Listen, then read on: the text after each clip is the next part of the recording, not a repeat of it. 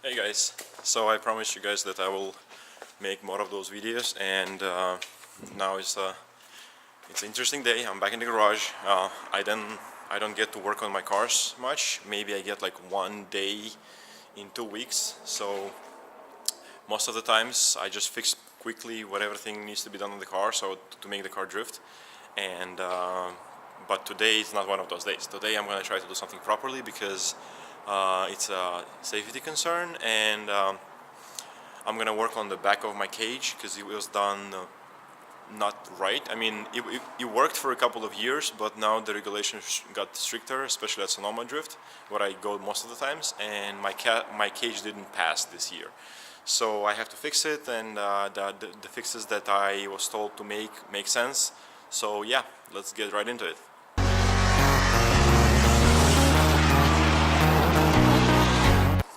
So what I'm talking about is you see this pipe that goes back here.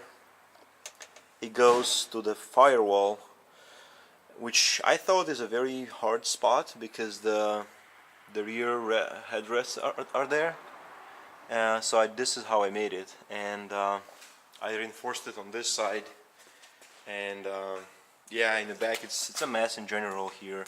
This is parts of the old cage that I crashed, so I just cut it where it was, and I made a new bash bar. So all this has to go away, and I have to box this shock towers and this one too, and then build the back supports from there, and then put a bar in between just for overall rigidity.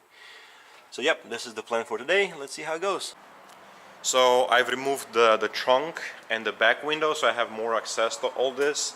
I'm debating whether I should remove the fuel system or just I don't have too much time, so I'll probably just cover it with some not burning material, some thick cloth and stuff, because I'll be like, I have to cut this and then cut this and this, pretty much get rid of this whole nonsense, because it made sense in the original design, but after the crash and stuff, it doesn't make sense anymore. So yep, let's probably start with that.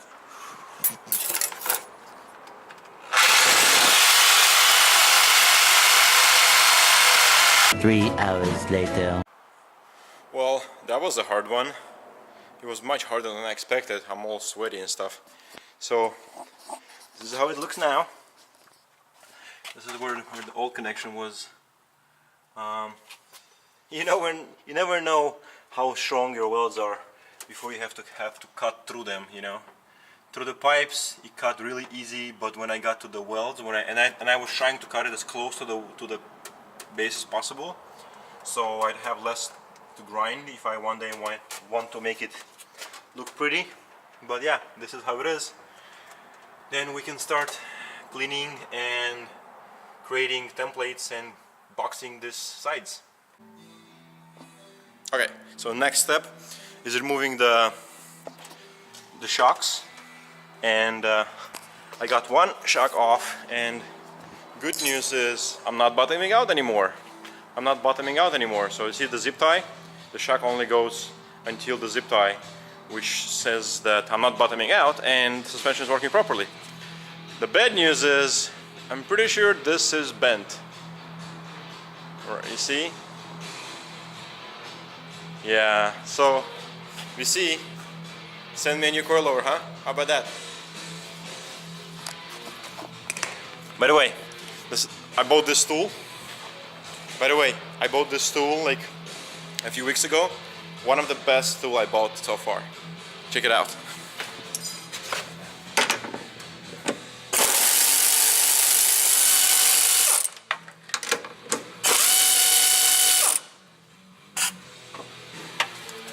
Awesome, right? One of the most annoying part is done, cleaning. So I decided, rather than boxing the whole thing as I thought, I'm not gonna have time, so I'm gonna put a plate on top of here connected with this one that I had before with the original design, and have a pipe here, and the pipe is gonna come from the cage, and by the regulations that pipe that comes from here cannot be only touching this pipe. It should be like 50% here, 50% here. So it's gonna be a pretty interesting notch.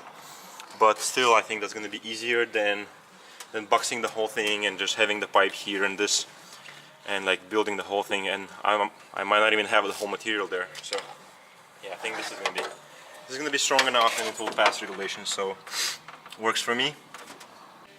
Just wanted to show you guys how I made my templates. So in this case I cut this a little bit, which is roughly the shape I need, and then I just put the bolts through, and this part was kind of sticking, so I just took the angle grinder with a flap disc and just shaped it. Looks pretty sick. Now I'm gonna go cut this piece. I wish I had a plasma cutter, that would make my life much easier in this case, but I don't, so I'll have to just stick with this and cut this piece. Let's see how it's gonna look. Okay, so a bunch of grinding, cutting and drilling, and this is the first piece.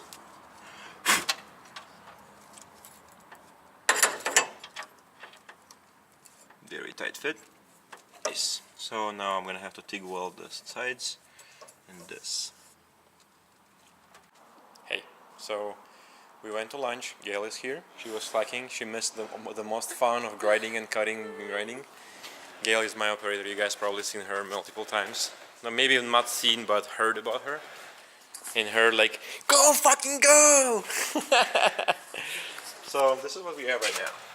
Everything clean, everything fits amazingly. Actually, I haven't had this nice fit since forever. This one is ready too. This one fits pretty good. So we'll make the pipe that goes in between these towers now, and then from there we're gonna try to see how the other pipes go.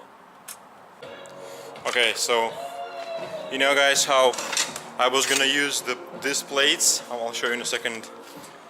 I was gonna use this plate or this one for the left side, and I was gonna have the plate here and then tie that plate over here. So I changed my mind because I was cleaning this and I saw how many sheet metal, like the sheet metal here, and it just didn't look strong enough, although that would have been fine. Also this plate over here was too short, so I would have to cut it and extend it lower, and I was like, well, that's cutting and grinding and a bunch of stuff. So I changed my mind. I decided to go to the original design that I was gonna go as,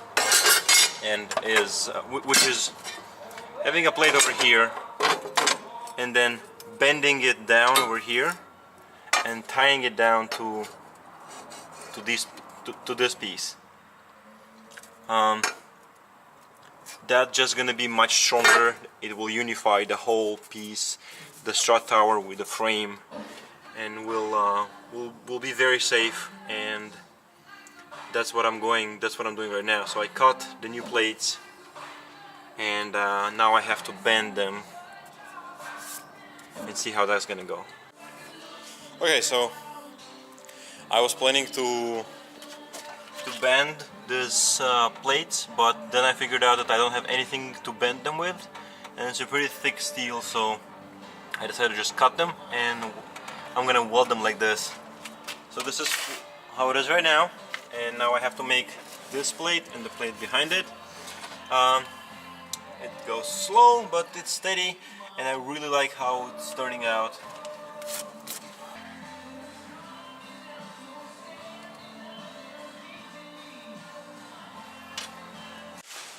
Alright, so it's actually a next day because it took forever to fabricate all the plates and stuff. The plates are already welded, but I'll show you guys the process. Actually, Gail is here. She's checking for something. She's looking for something. Measuring tape. This is Gail is now getting the jokes about the 10 millimeter socket, because I have like I have at least 2 complete sets, and I have at least 3 10 mil sockets somewhere, and I don't know where they are. But back to the fabrication. So I make templates like this, and then like I usually make just by the way, this is how it turned out. I make the top piece and the side piece, and because they're the easiest one, and I tack them, and then I just use this templates that I make, and this is how they go. So then I bring it to this awesome tool over there, and I cut all the pieces here with as much as I can, and then I finish the sides with the angle grinder and stuff. This is the pieces that leftovers from all this work, you know. Yeah, pretty much. So boxes are ready, and this is how they look. It's okay. I've seen a better work, but I'm an amateur that pays attention to details. And a perfectionist. Yeah. The worst combination. What did you say? Amateur perfectionist. Amateur perfectionist. Yeah, it pisses me off when I fuck up. So I go back and I redo it, and I go back and I redo it, and then I'm just like, I'm too tired. I'm just gonna leave it how it is. But now we're gonna have to cut this piece and then have a pipe connecting here, and pipe connecting here. So yeah, let's get to that. We already have one of the pipes notched for that side, for the cage over there, and then we have to now see how it's gonna sit here. Okay, so the first hoop support pipe is ready. It's gonna connect over there, and then goes through the wall and here. This is how it's gonna look. Pretty good fit.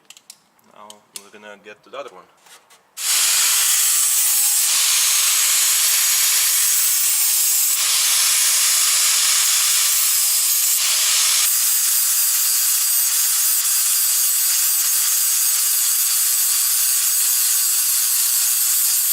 Hey, so we're finally done. We're cleaning up and like putting tools away. So I just wanted to show you guys how it turned up. So it's even painted now, huh? Looks much better. Looks like a professional did it, huh? So I boxed the shock tower, and then the hoop support comes here, and then there is a parallel bar that goes to the other side, and same thing on this side. I tried TIG welding it, but my TIG welder started giving me issues. The regulator wasn't working properly, and then I put a new regulator, and then the pedals started getting stuck. When I would let go, it would still keep welding, which completely messed it up. So I just turned it off and switched to my little 110 amp MIG welder. That worked great. I thought I was going to run out of welding gas, but I didn't. The arrow is pretty much sitting on the zero, but I finished the welding. So yeah, I'm pretty happy. This looks actually pretty cool. We also, Gail pretty much herself mounted the fueling, whatever it's called, fueling pipe or whatnot. What was that? Oops. Did you hit the body kit? No, I didn't. I tried to close the door, but the wheel was there. Okay.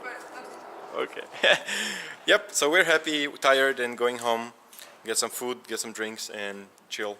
This is how we celebrated Labor Day, so I hope you guys had a nice Labor Day. I bet you guys all like partied and drank and had barbecues. But yeah, we have to work on the car, so that's what we did. See ya.